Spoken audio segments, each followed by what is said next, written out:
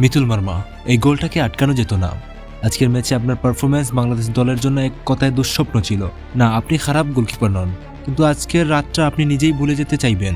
আফসোস, হামজা চৌধুরী, সমিত সোম, ফাহমিদুল এবং জায়ান, তোমরা যুদ্ধ করেছ মাঠে, গাম জড়িয়েছ প্রতিটি মিনিটে, কিন্তু অন্ধের দেশে আয়না বিক্রি করতে এসেছো তোমরা।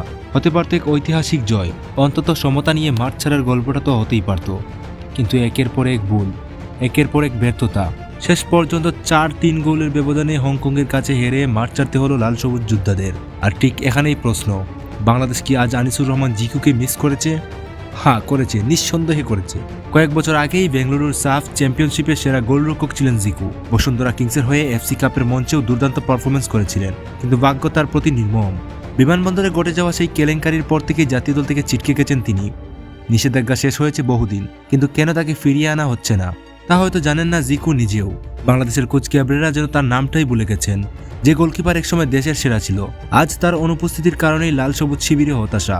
আমার ব্যক্তিগত মত, আজ যদি গোলপোস্টে আনিসুর রহমান জিকু থাকতেন, বাংলাদেশ অন্তত 2টা নিশ্চিত গোল বাঁচাতে পারত। আর হয়তো আজকের গল্পটা হতো অন্যরকম, একটা পরাজয়ের নয়, গর্বের সমতা বা জয়ের গল্প। বাংলাদেশ বনাম হংকং চায় না।